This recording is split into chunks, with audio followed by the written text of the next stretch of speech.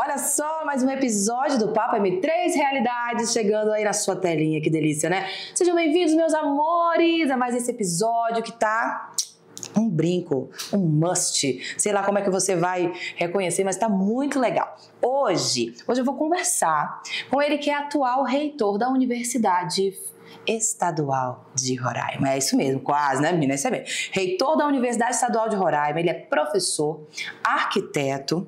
O nome dele é Cláudio Travassos Delicato. Eu tentei ser delicada também nessa entrada. Foi legal?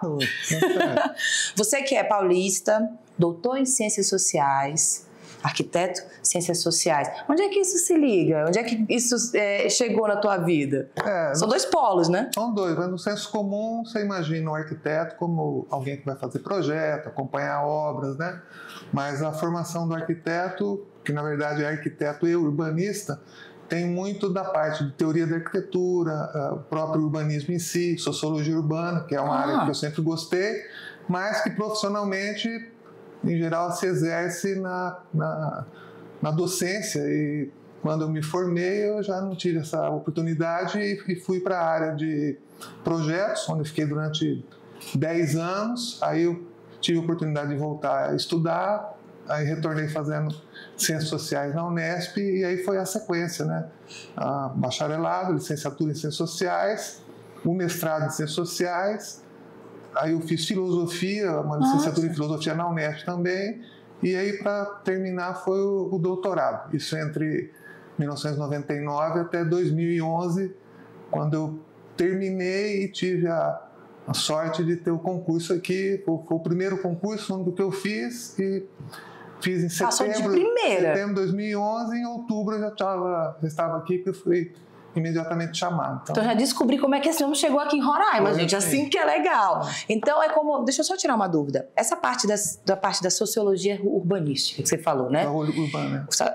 É como se fosse aquela parte de humanização dos ambientes criados, onde aproxima a natureza, cria algum... como é que funciona? Só para tirar uma dúvida mesmo. No caso, onde você pode ter isso aplicado, né? Você vai fazer um projeto de intervenção urbana, seja uma nova avenida ou uma mudança de tipo de uso, né? Você pode fazer antes um levantamento de quem são os moradores, o perfil socioeconômico, as necessidades. Exato, isso. E aí, quando você faz um projeto envolvendo essa área, em geral você tem menos problemas na sequência, porque você consegue fazer a intervenção de uma maneira mais adequada para aquela população, para aquele lugar. Que legal! Isso é um aspecto, né, da sociedade. Mas já é um grande aspecto. Para entender, né, como é que...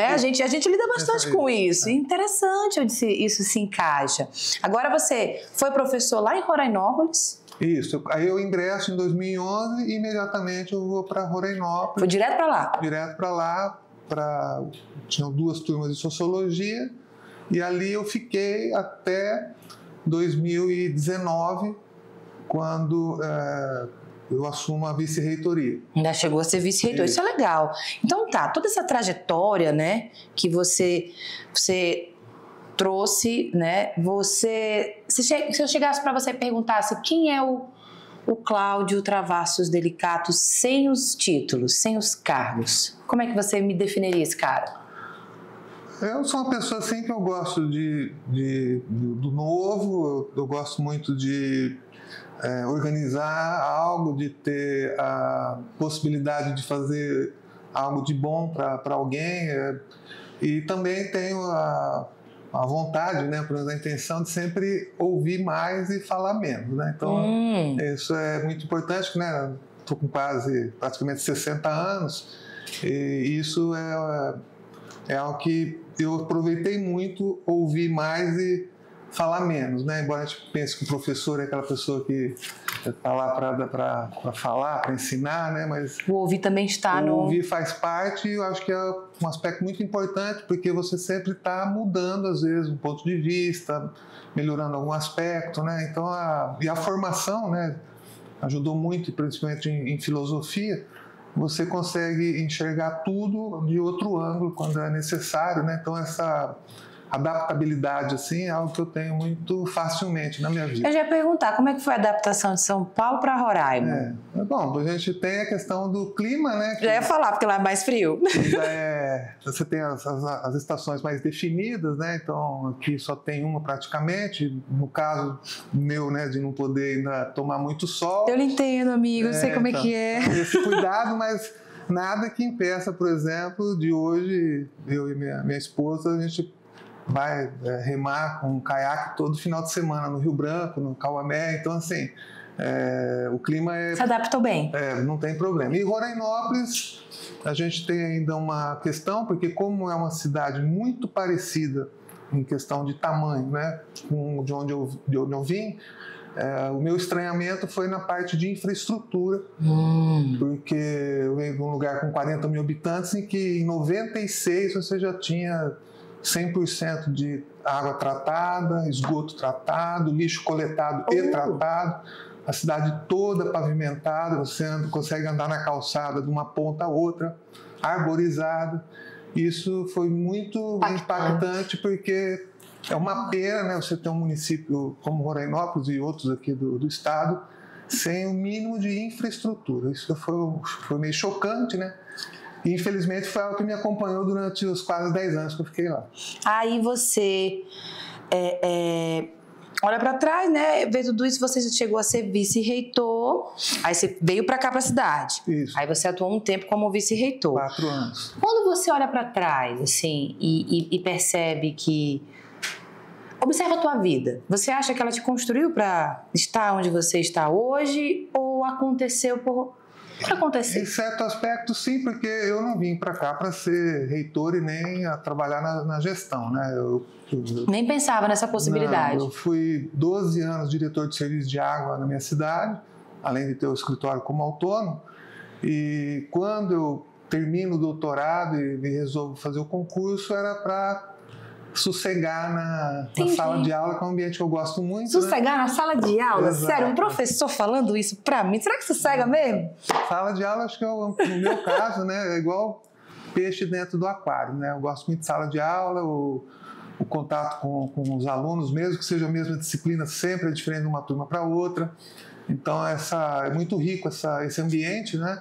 E é um lugar, assim, que eu me sinto confortável, né? E foi a minha opção quando eu resolvi fazer o doutorado e depois o concurso, né? Então, nesse aspecto, a gestão era algo que estava fora dos meus planos, até dificilmente você imagina alguém com um tempo que eu estou aqui, vindo de fora, né? Acabar ficando na situação de reitor, né? Então, existe uma série de variáveis envolvidas nisso, mas eu chegar como reitor não foi uma... Trajetória fácil? Não foi muito pelo ou contrário. Planejada, né? Exatamente, nada nem com esse objetivo. Então, assim... Mas pelo menos o amor pela educação você já tem, pelo que eu percebi, né? Qual é o teu signo? Eu acho que é aquário. Tá, qual é o dia? Só pra eu saber. 21 de janeiro. É aquário, então acho que é por isso que tem esse toque de querer as coisas no lugar, né? Tudo bonitinho. Eu entendo, mas não é nenhuma questão de toque, viu, aquarianos? Não tô falando isso de vocês, é porque vocês são cuidadosos, isso. Tá bom? Por favor, tá? Agora vamos falar um pouquinho da sua carreira como arquiteto. Elas se cruzaram na sua história. Você ainda se vê trabalhando nessa área da arquitetura ou você ainda se vê só na área da educação? Na verdade, eu não me vejo fora de nada do que eu estudei desde quando eu tinha 17 anos, quando eu ingressei na Estadual de Londrina para fazer arquitetura. O fato de ter feito arquitetura, aliás, facilitou muito o retorno, porque o curso de arquitetura em Londrina, em geral, em outros locais é assim também, ele é muito amplo na questão das disciplinas, né? Então você tem aulas que vão desde a parte de composição e desenho artístico a aulas de cálculo e de física, né? Então, assim, ele é muito eclético e isso acaba, para quem consegue administrar isso durante o curso, é um curso de 5 anos, integral, na carga horária alta, ele te permite você saber de tudo um pouco, né? E você tem essa condição depois de aprofundar no que você achar melhor, mas essa formação logo para quem está com 17 anos, né, me deu muita base para depois de 10 anos retornar e fazer 2 cursos, filosofia e ciências sociais, mais a pós-graduação, mestrado, doutorado, sempre nesse retorno, vamos dizer assim, ao que eu estudei quando eu fiz arquitetura, né? Então, a minha área de pesquisa hoje, né, ela é muito ligada a questões urbanas, então eu não me vejo assim. Porque às vezes eu pergunto, você abandonou a arquitetura? Tipo assim, né? Sempre chega uma situação parecida. Para ser filósofo, eu não me rotulo nesse sentido, né? Mas eu procuro usar toda essa minha experiência para aquilo que eu estou fazendo no momento, seja um texto, uma aula, né? Então, sempre a gente consegue fazer uma relação daquilo que você viu com 17 anos com o que está acontecendo agora, né? Então, esse exercício eu faço sempre, né? Então, eu nunca deixo o passado de lado, né? Mas, pelo menos no aspecto bom... Carrego bom, né? Eu trago comigo, porque isso, com a idade que eu tenho, né? Acaba sendo muito rico também para as aulas, e para o relacionamento em geral, para uma orientação de mestrado, né, onde eu dou aula. Nossa. Então, é muito positiva essa formação. Uma pergunta sobre mais uma sua formação. Calma aí, não estou cortando não, gente. Tem a ver ainda. Você disse que é filósofo, certo? Isso. E tem aqueles comentários, né, que a gente observa de que o curso de filosofia para quê? Peraí, gente, calma. Eu não sou contra não, tá? Mas tipo, é uma dos cursos que não vão mais existir no futuro. Será? Qual a tua opinião sobre isso? Muito pelo contrário, né? Só para ficar num aspecto, a questão de estudo sobre ética, a filosofia é a formação que te dá mais condições para alguém falar sobre ética. E mesmo com a questão da tecnologia, agora o pessoal, alguns, né, tem muito medo da inteligência artificial, que a inteligência artificial está substituindo, ou isso vai acabar impedindo que você desenvolva a própria filosofia, né? Muito pelo contrário, porque uma forma de enxergar os avanços tecnológicos é como se fosse mais uma ferramenta à tua disposição. Então, o uso de ferramentas, né, sei lá, desde que o primeiro humanoide usou um bastão, ou uma pedra, ou uma coisa, não muda, só muda a complexidade dela. Agora, quem usa a ferramenta e como usa e por que usa, isso é uma discussão filosófica que pode ter uma base ética que permite, por exemplo, que o uso da inteligência artificial ou outra seja em benefício das pessoas.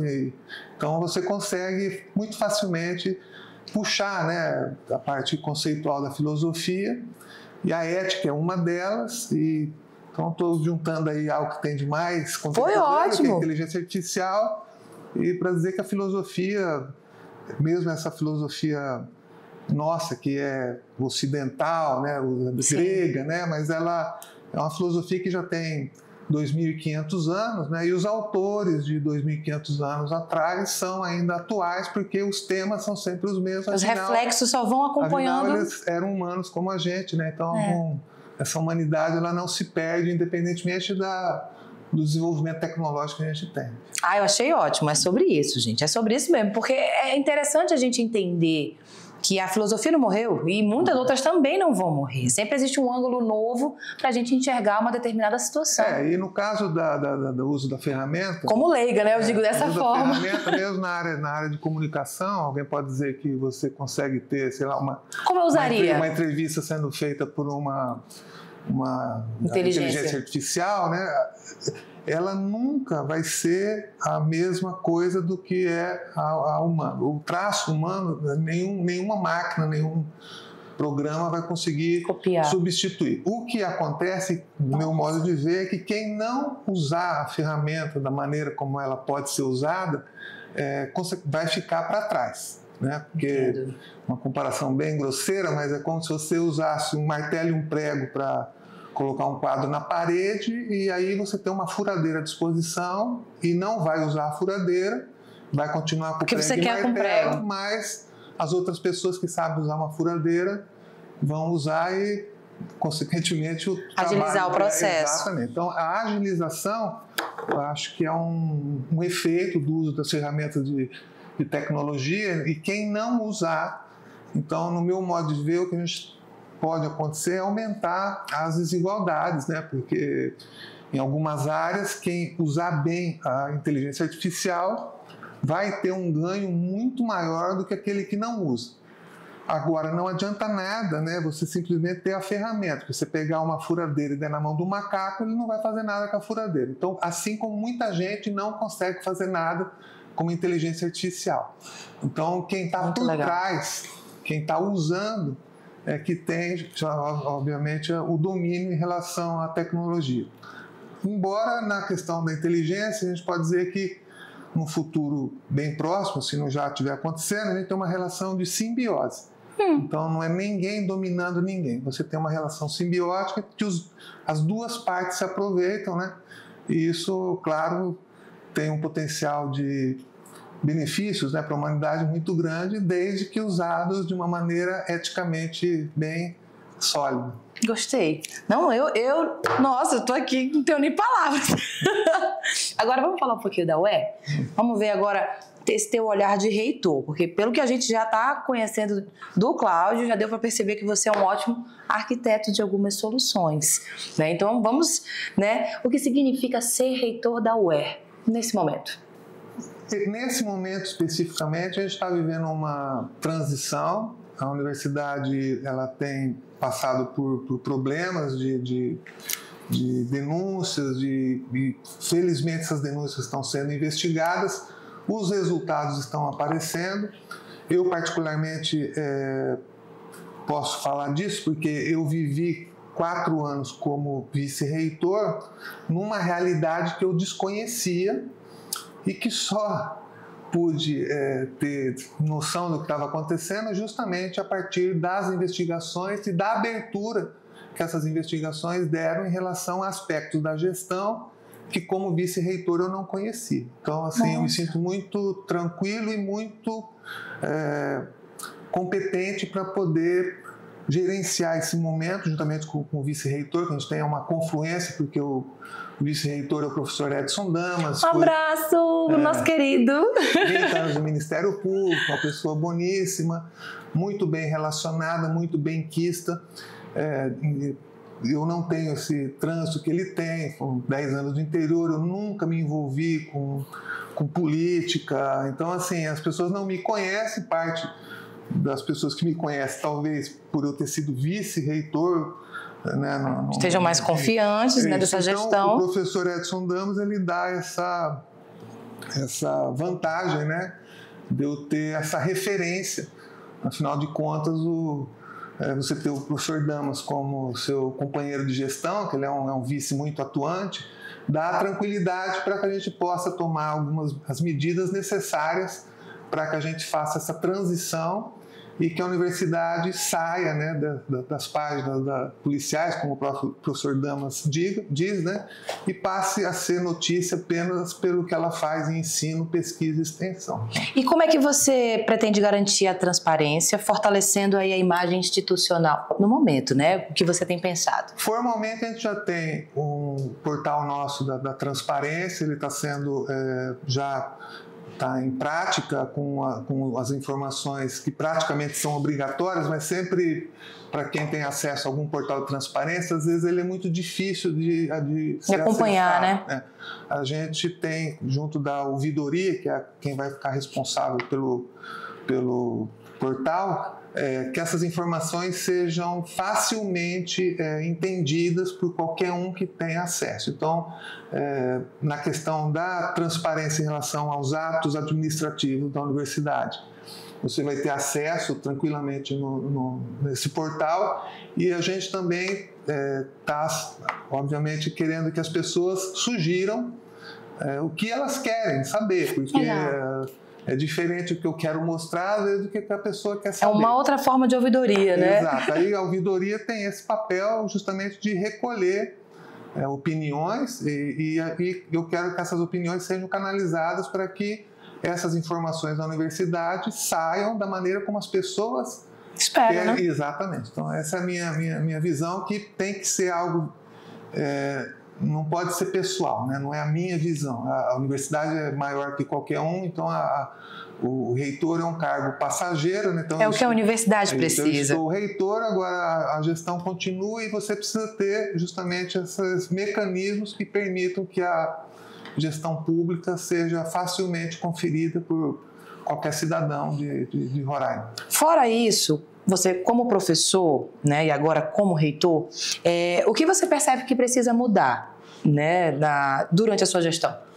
Por alto também, né? Também a gente não vamos... O que quer mudar agora? Sem aprofundar muito, primeiro é deixar a universidade com o viés mais acadêmico, no sentido da formação da maioria dos professores hoje, que parte deles vieram de universidades federais ou estaduais, que são referências no Brasil e até no mundo. Então, essas práticas acadêmicas que quase todos tiveram na sua formação, nesse tempo que eu estou aqui, a gente vê que isso não ficou consolidado na universidade. Ela está completando 20 anos agora e, no meu modo de ver, a gente tem que dar uma ênfase maior em relação às práticas acadêmicas, e a gente tem ainda uma forma de equalizar isso a partir dos 3 Is, que são os pontos principais da gestão atual, que é a interiorização, a inovação e a internacionalização. Então, a gente brinca que a gente está colocando os pingos nos is, né? Então, nesse sentido, esse tripé serve para a gente explicar o que está sendo feito dentro da UER no momento, né? E claro que parte do que está sendo feito agora, os reflexos serão sentidos na próxima gestão e na outra, né? Então, a gente tem o dia a dia e tem o planejamento para futuro, que é justamente de consolidar na universidade esse viés acadêmico de pesquisa, ensino e extensão. Era o que eu ia perguntar. Eu falei que tu ia responder umas perguntas para mim antes de mim, eu decidi. Porque eu queria saber essa parte desse posicionamento, pois hoje eu acredito, se eu estivesse no lugar de quem ia fazer um vestibular, eu ia ficar insegura. Mas o reitor falando que o negócio vai dar uma estruturada, eu já fico até mais leve para fazer um vestibular. Esse ano, por exemplo, a gente já teve uma mudança muito grande, que o ingresso na universidade agora é no 2º semestre. Então, as pessoas não fazem mais aquela pressão do final do ano, né? Final do ano. Então, esse ano a gente teve a oferta dos 25 cursos, foram feitas todas para ingresso, né, início de agosto. E com isso a gente teve um perfil de candidatos muito superior inicialmente em números do que de todos os vestibulares feitos até hoje. Que legal! Então, a gente tinha, por exemplo, o número de inscrições homologadas, que são as inscrições pagas, em relação às inscrições feitas, né, era sempre abaixo de 50%. Esse ano a gente teve o maior número de inscrições homologadas em relação ao número de inscritos. Quer dizer, a pessoa se inscreveu, pagou porque realmente ia fazer o vestibular. Que legal! Um outro número que foi muito emblemático foi a quantidade de desistências para fazer a prova, né? Nos vestibulares anteriores, essa prova era feita pela manhã, a gente colocou a prova à tarde e a gente teve também o número de desistentes foi muito menor do que todos os outros vestibulares. E isso foi acontecendo também na classificação. A gente conseguiu preencher as 670 vagas presenciais usando o vestibular, e para aqueles cursos que não tiveram preenchimento de classificados com 35 alunos, foi feito imediatamente um seletivo simplificado por meio de análise de histórico escolar. Então, todas as vagas de todos os cursos foram preenchidas dessa forma. E isso é uma prática que vai acontecer agora anualmente no meio do ano. Isso está dentro aí, talvez, do pacote que a gente pode chamar de inovação, né? Que o pessoal pensa que inovação é só tecnologia. Não é. Então, isso, por exemplo, é inovador. A forma de ingresso, que antes unicamente era feita por meio de vestibular, por conta de uma alteração no regimento, ela pode ser feita de outras maneiras. O ingresso não necessariamente precisa ser sempre no meio do ano. Isso vai permitir que no interior, quando a gente retornar com força, né, a gente tem um campus em Rorainópolis funcionando. Em Caracaraí, São João da Baliza, 2 prédios que estão abandonados e precisam ser retomados. mas Rorainópolis vai ser o início de uma nova fase da interiorização da UERJ, que nasceu com essa vocação. Isso foi sendo perdido, e dentro dos 3 Is, interiorização é um dos mais importantes, porque a gente sabe, eu que morei em Rorainópolis, a importância que é você levar uma universidade pública, porque ela dá um viés para a cidade que não fica só na questão essencialmente econômica. Então, o fortalecimento de um campus como Rorainópolis, e eu espero que em outros municípios também, é um aspecto que a universidade tem condição de fazer, e isso tem que ser sempre muito bem explicado, porque interiorização é uma palavra bonita de ser dita, mas a maior parte das pessoas não querem morar no interior, Então, no meu caso, eu ingressei com mais 2 professores, e os 2, praticamente no primeiro semestre, na primeira oportunidade, vieram para Boa Vista, e de Boa Vista acabaram saindo do estado. Então, se as pessoas acham que é difícil a adaptação em Roraima, a adaptação no interior de Roraima pode ser um pouco mais difícil também. Então, interiorizar para quem e com quem. Hoje a gente tem condições, é isso que a gente vai tentar fazer, de usar os egressos. São mais de 6 mil pessoas que se formaram na UERJ durante os 20 anos, e parte desse pessoal está no interior, e esse pessoal pode ser professor da universidade por meio dos concursos para professor temporário. Então, a gente espera que sempre, quando tiver essa oportunidade, o quadro de professores seja preenchido por pessoas do próprio lugar. Alguns cursos vão ter mais facilidade, outros não. Por isso a gente está sempre conversando com Câmara de Vereadores, prefeitos que nos procuram, porque esse perfil, essa vontade e essa forma de interiorizar tem que vir das pessoas que vão receber os cursos e não de cima para baixo. Aí nessas horas você faz aquele negócio todo, Observa a situação da comunidade, aí entra o arquiteto e também entra o sociólogo. Porque envolve a questão do planejamento. Tudo, né?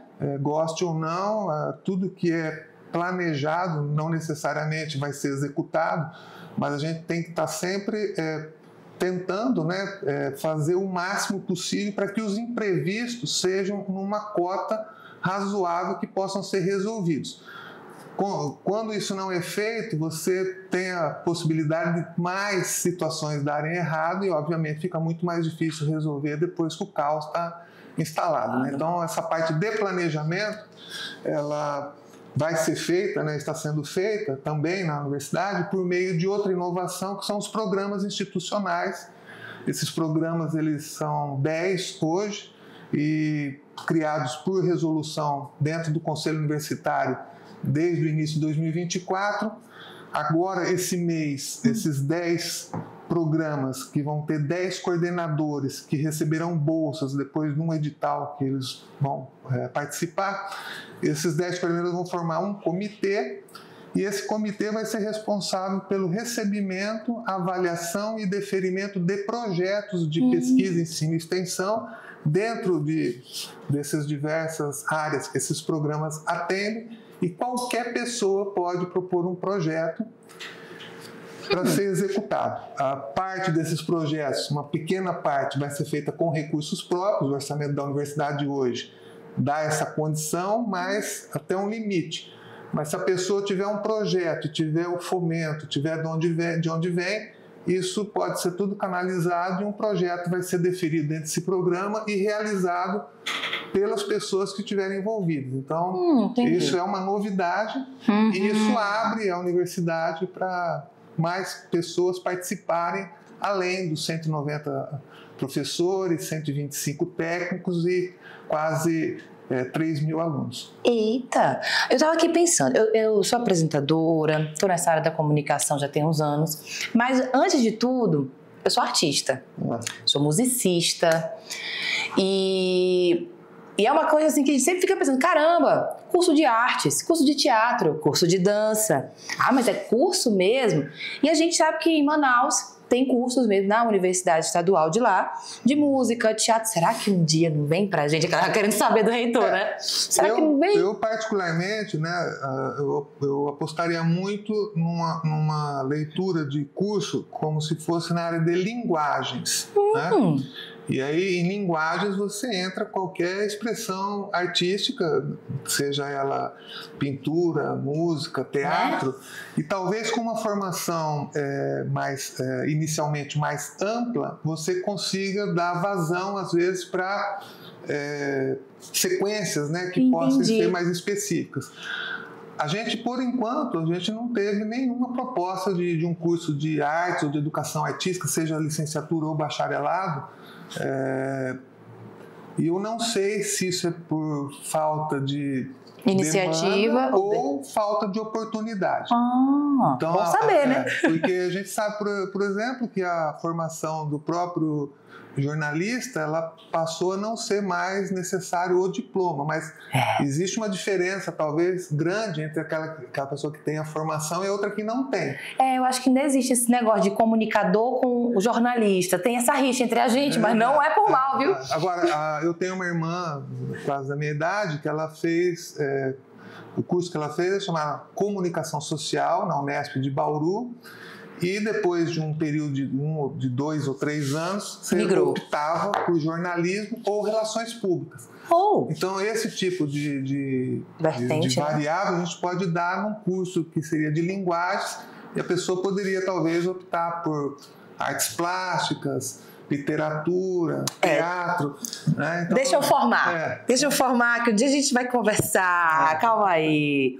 Agora, quais projetos estão em andamento ou que você quer tirar do papel no momento? No momento, a gente precisa recuperar os campi de São João da Baliza e Caracaraí. São prédios muito grandes, eles se perderam no tempo. A ideia da retomada nesses 2 campi, como exemplo, vai ter que ser através da parte de ensino, mas também de pesquisa, e a gente vai fazer algo que também é novidade, que são os credenciamentos tanto de fundações quanto de institutos.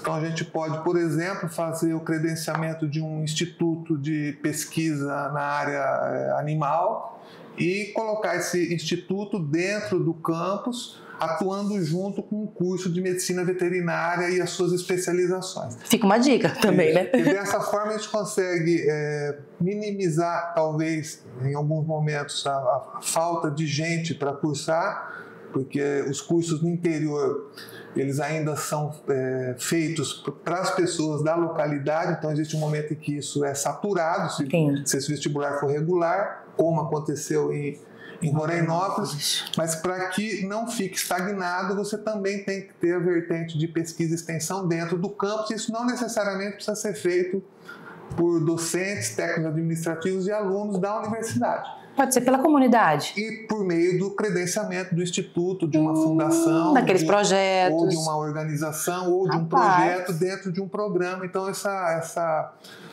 possibilidade, né, de variáveis, ela vai permitir que os campi do interior não fiquem sufocados por somente a oferta de cursos de graduação para determinadas áreas. Agora que a gente estava falando de jornalismo, então, como é que você pensa em fazer uma estratégia para que essas informações cheguem até a comunidade? Porque ainda é complicado, às vezes até a divulgação de um vestibular. Exato. Você sabe as ferramentas para onde você tem que enviar, mas às vezes você não tem aquele planejamento também de uma estratégia de, vamos dizer, até de marketing, para entender que, você da comunidade de Caracaraí tem a chance de fazer um projeto aqui.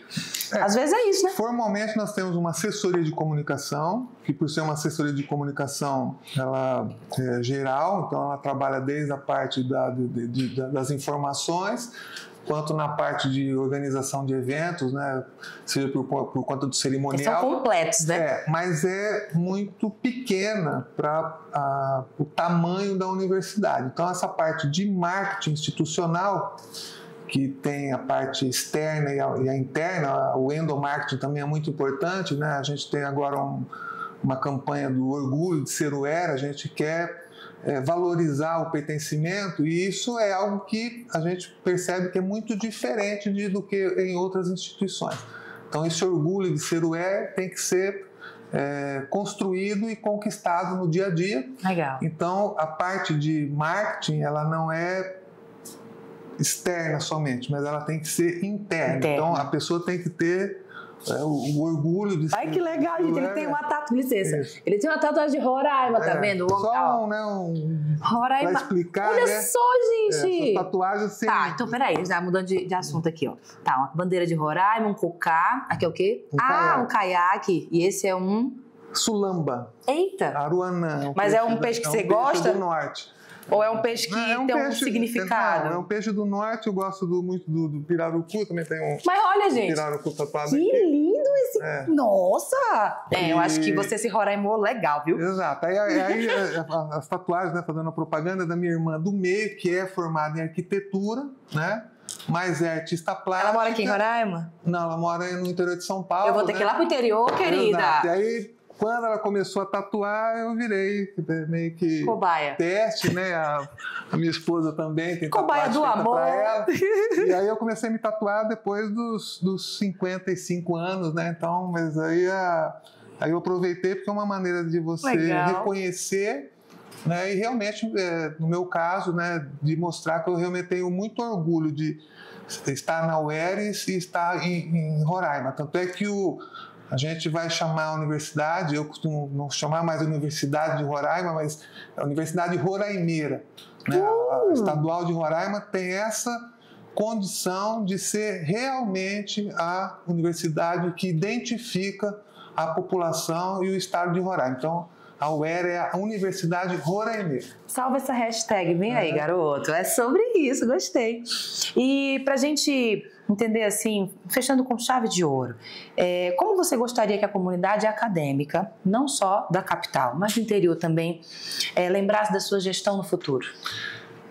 Eu gostaria, embora eu não tenha essa vaidade, né, eu gostaria de que a gestão atual mostrasse a diferença, depois de 20 anos, do que é uma universidade feita para objetivos acadêmicos. Né? Então, a universidade ela tem realmente que garantir a sua autonomia, tanto financeira quanto política, respeitando que na Constituição de 1988 já está regulamentado, mas que aqui em Roraima a gente sabe que isso não aconteceu e a gente tem essa possibilidade de hoje justamente porque tanto o reitor quanto o vice, no popular, aí a gente não tem rabo preso com nada e com ninguém além da instituição.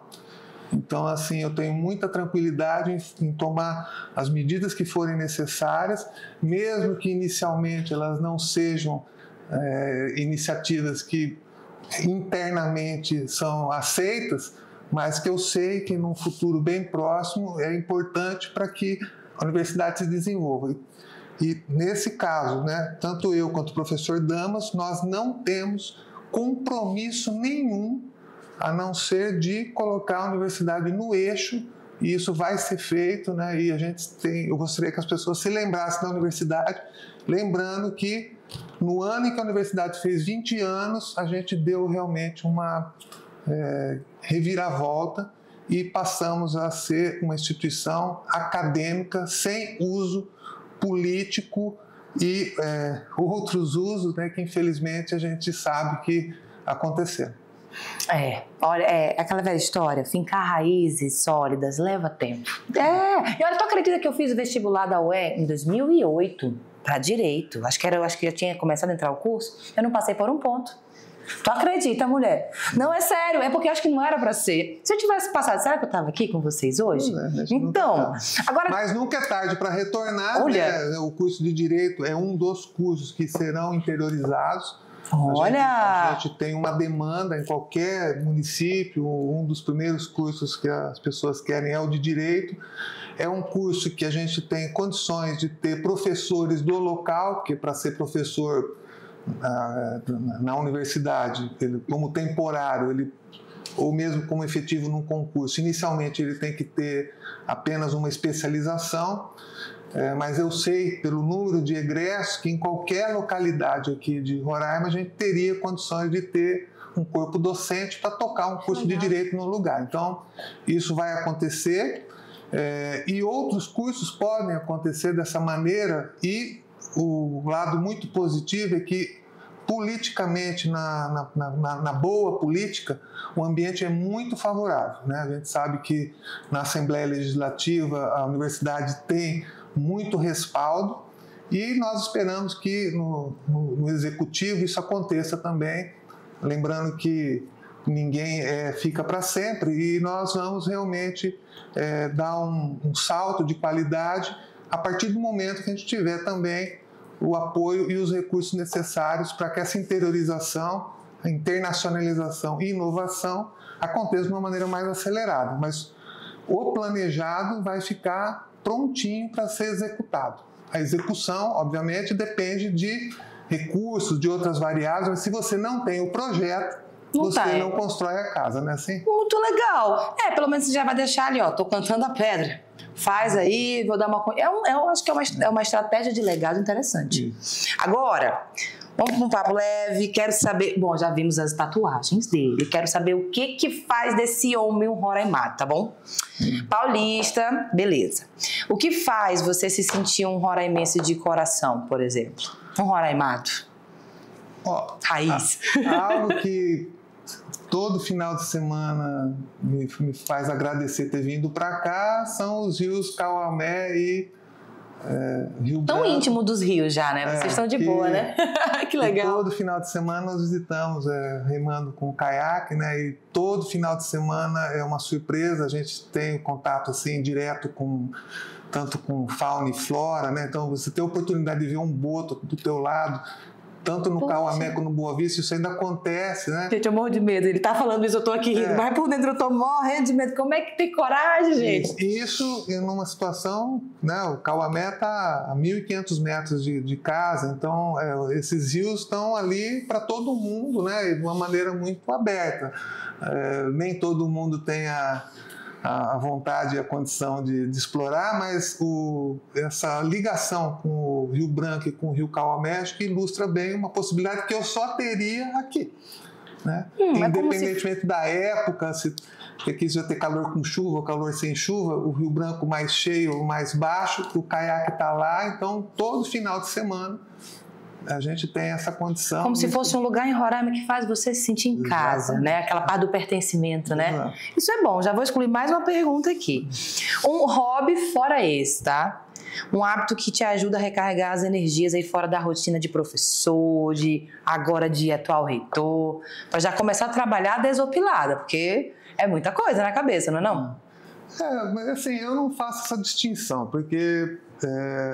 principalmente no quesito sala de aula, embora na gestão a gente fique mais longe disso, quando eu estou só como professor, eu não faço a distinção porque a gente faz o que gosta e ainda ganha para fazer. Então, essa felicidade de trabalhar com o que gosta faz com que a gente não faça muito essa distinção de ter um hobby para poder extravasar, né? A gestão... Já é um hobby para você, né? A gestão é estressante, né? Mas é passageira. E meu concurso foi para docência, então eu vou seguir a carreira até o final, com 75 anos, quando eu tiver a aposentadoria compulsória, se eu tiver saúde para isso. Então é algo que para mim não tem muito sentido em o que você faz de hobby para compensar o que você já faz já compensa. Isso que como legal. Docente, né? Agora como gestor, como é passageiro, então é só vai curtir, né? Isso. Espera o tempo passar, aproveita esse lado também, porque tem muita coisa ruim, mas tem muita coisa boa também, a gente está sempre aprendendo. Então, além da questão do caiaque hoje, né, um hobby que a gente poderia falar como hobby, que é a leitura e a escrita, né? Aí você já pega a ponte da próxima pergunta, um livro que marcou a tua vida. São vários, mas um que eu acho que é emblemático é O Povo Brasileiro, que é do Darcy Ribeiro, né? Ele tem outras publicações, mas é um sociólogo que faz uma leitura do Brasil muito atual. Então, quem tiver a oportunidade de ler alguma coisa do Darcy Ribeiro, essa é uma dica que eu dou. É uma leitura que não é acadêmica, ele escreve de uma maneira assim bem tranquila. Um outro livro que é muito marcante, não pelo aspecto sociológico, mas mais literário, Casagrande e Senzala, Soldados e Mucambos, né? São obras da década de 30, mas são muito atuais também.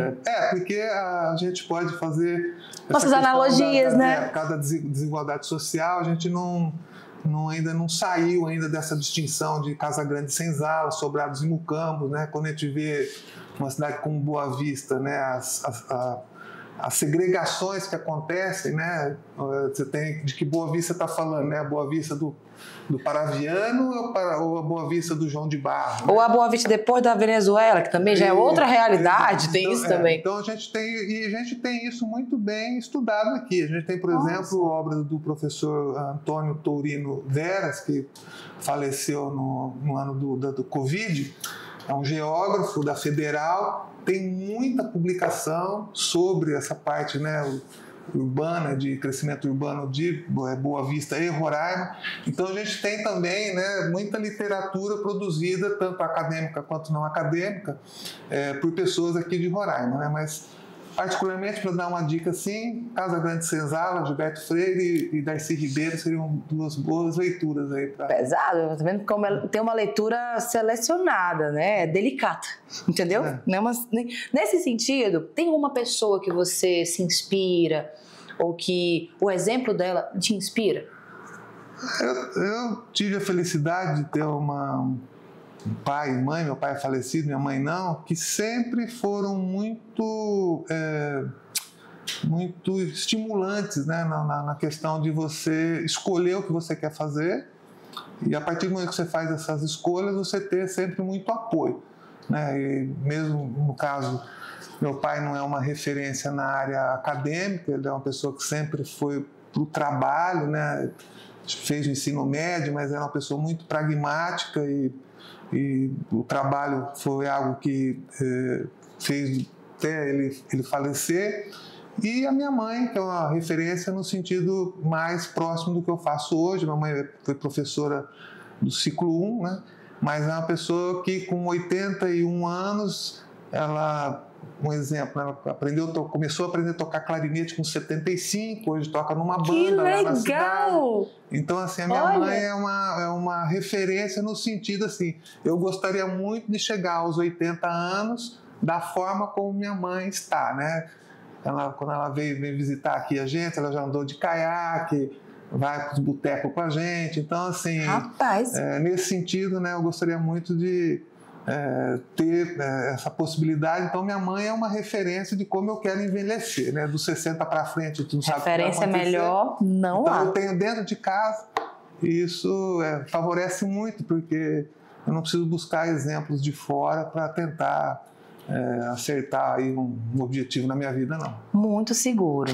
E nessa linha, qual seria uma trilha sonora para representar a sua vida nos dias de hoje?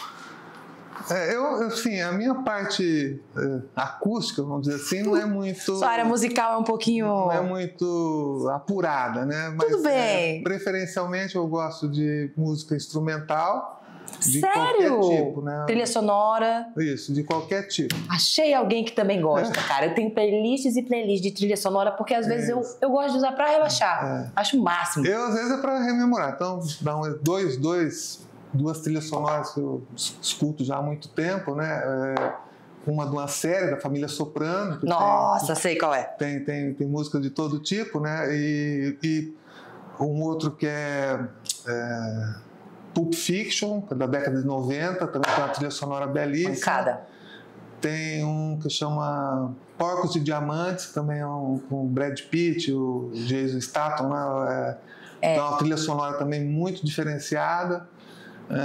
Ele é muito eclético, cara. Matrix tem uma trilha sonora bacana. E, assim, que tem essa pegada que eu gosto é o Cidade de Deus também, que é um filme que tem uma trilha sonora também muito bacana. Então, assim... Muito eclético. Ele ainda diz que a parte musical dele é parada. Como assim? Assim, a gente gosta do sertanejo, a gente gosta do pagode, né? Olha só.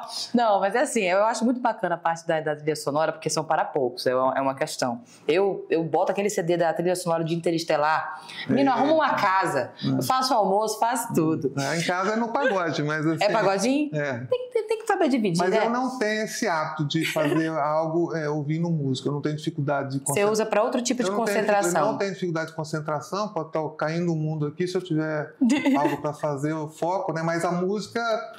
eu acho muito bacana para as pessoas que usam ela, né? Em casa, minha esposa, por exemplo, faz tudo na base do pagode, faz apoiada, feito, tá aprovada, viu? Feito, é isso aí, tá certa. Agora, pra gente finalizar, agradecendo já a sua companhia, eu quero que você deixe uma mensagem para quem acredita no poder transformador da educação, ou quem não acredita, nessa câmera aqui, faz o povo acreditar. O ensino e os estudos são uma das poucas maneiras para você ter mobilidade se você não nasceu milionário ou se não ganhou na loteria.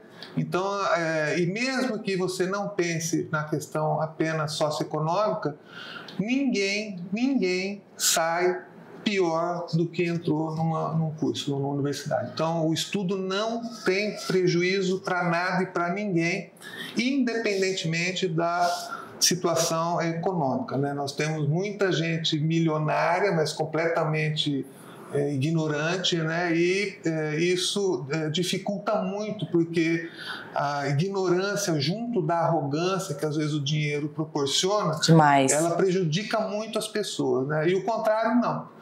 E não necessariamente o estudo traz sabedoria, porque sabedoria não depende de erudição, mas uma pessoa sábia e erudita tem muitíssimo mais condições de ter opções na vida, inclusive as financeiras, né, que são sempre as principais, assim, quando a gente pergunta algo para alguém, mas o estudo, nesse sentido que a gente está falando, ele abre realmente a mente das pessoas, e isso sempre é positivo, né? Contrário do fechamento que às vezes a ignorância dá, lembrando que ignorância não significa não se dar bem na vida na questão financeira, né? Você está cansado de ver exemplos aí de ignorantes que mandam na vida das pessoas, né? Por meio de cargos políticos, né? E isso é uma dificuldade que o desenvolvimento causa, né? Então, o ignorante no poder, ele atrasa o desenvolvimento nesse sentido que eu estou dando, né? E a sabedoria não. Então, você ter uma pessoa sábia e erudita sempre vai ser melhor do que você não estudar. Então, e a universidade pública, como a Universidade Roraimeira, dá essa condição. Você vai estudar gratuitamente, em bons cursos, são mais de 25 opções, dificilmente você não vai achar algo que queira fazer. Claro que existe a concorrência, né? Alguns cursos como medicina chega a ter 80 candidatos por vaga, mas esse objetivo de cursar uma universidade pública, gratuita e de qualidade, o roraimense tem hoje por meio da Universidade Estadual, que é, de fato, a Universidade Roraimeira. Legal. Estar munido de informação é uma coisa. Estar munido de boas informações e corretas para você é muito melhor. Fica a dica, né não? Obrigada, Cláudio. Muito obrigada mesmo. Cara, que conversa foi essa, né? Muito obrigada. Volte aqui mais vezes, ainda mais quando tiver novidade lá na UE, que a gente puder, estamos aqui. Agora, a gente tem um mimo para todos os nossos convidados, que é uma canequinha do nosso Papo M3. Você não pôde tomar o café nessa aqui, você não quis hoje. Mas aí, quando você tiver uma trilha sonora lá no trabalho, que ela vai botar energia para que você solucione muitos problemas nessa caneca. Ninguém precisa saber o que tem dentro da caneca, então a gente... Pode ter um uísque, não tem problema. Inclusive, né? Gente, olha, eu juro para vocês que às vezes eu tento trazer um uísque, uma vodka, uma coisa aqui, mas calma. Vamos evoluindo a proposta do nosso podcast, né, diretor? Obrigada, Cláudio. Obrigado, viu? E obrigada a você que ficou com a gente até agora. Nossa, gente, maravilhoso. Fiquem agora com... Olha só, vou deixar uma dica pra você. O nosso professor Edson Damas esteve aqui com a gente também, tem um episódio dele, você pode ir lá, dar uma olhadinha aqui no YouTube, que você vai encontrar essa entrevista que tá maravilhosa. Depois assiste isso aqui de novo, assiste, enfim, faz o que você quiser, fique à vontade, Papo M3 Realidades é pra você. E ó, até o próximo episódio, viu? Conferir aí as novidades no nosso site www.papom3realidades e também no nosso Instagram, @papom3realidades. Até a próxima!